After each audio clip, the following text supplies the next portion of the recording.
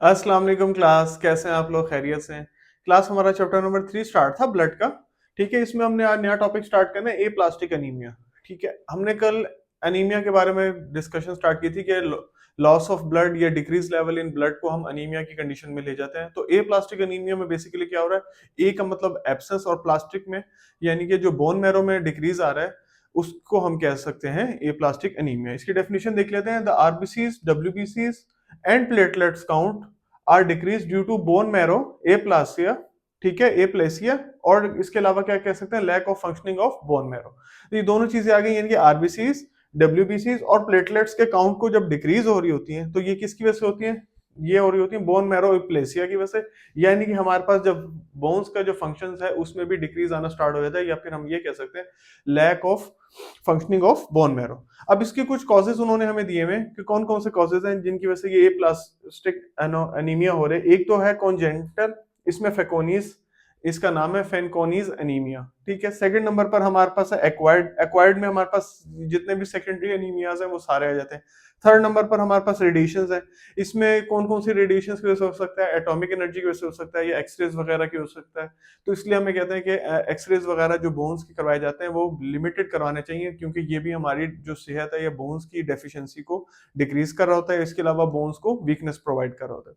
अच्छा, third number पर हमारे पास कुछ केमिकल्स हैं जैसे बेंजीन्स हैं या उससे रेलेवेंट कंपाउंड्स हैं, वो सारे आ जाते हैं। बेंजीन है, इसके अलावा कुछ ड्रग्स में क्लोरोफेनिकोल है, प्रोक्लोरपेराजीन है, और इसी तरह कुछ और ड्रग्स हैं। ये सारी जितनी भी टीबी की ड्रग्स होती हैं।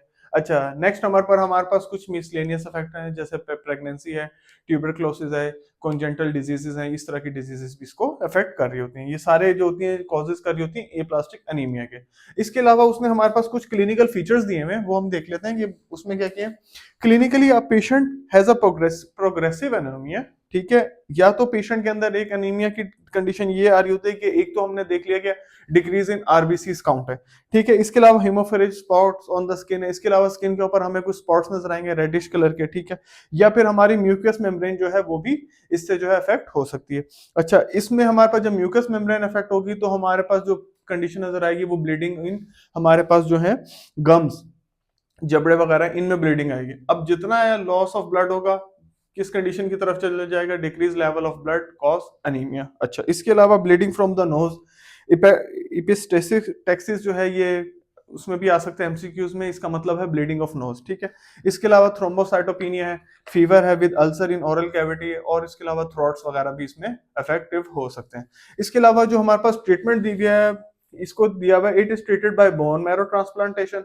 एक तो इसको हम बोन मैरो की ट्रांसप्लांटेशन से, क्योंकि डेफिनेट सी बात है जब डिक्रीज हो रहा है बोन मैरो का तो इसका भी इफेक्ट आ रहा है ए प्लास्टिक एनीमिया में। तो इसलिए हमें सबसे पहले तो क्या करना पड़ेगा, हमारे पास जो है ट्रांसप्लांटेशन जो है वो बोन मैरो की है। Regular red blood cells transfusion, इसके अलावा रेगुलर बेसिस पे रेड ब्लड सेल्स की ट्रांसफ्यूजन करेंगे हम पेशेंट को।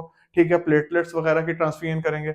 अच्छा, इसके अलावा हम एंटीबायोटिक्स या स्टीरॉइड्स वगैरह को भी यूज कर सकते हैं ताकि हम अपने पेशेंट को जो है वो क्योर कर सके। तो क्लास ये जो था हमारे पास ये प्लास्टिक एनीमिया जो है वो कवर हो जाता है। इसमें हमने इसकी डेफिनेशन देख ली, इसका लेवल देख लिया कि किस वजह से ये डिक्रीज हो रहा है। सेकंड नंबर पर इसके कुछ कॉजेज थे, ये 6-7 किस्म के कॉजेज दिए हुए, ड्रग्स के हैं, रेडिएशन के हैं, ये डिस्कस कर लिया। फिर क्लिनिकल फीचर्स में हमने देख लिया कि कौन कौन से जो इफेक्टिव हैं एरियाज हैं जहां पर ये इफेक्ट कर रहा है।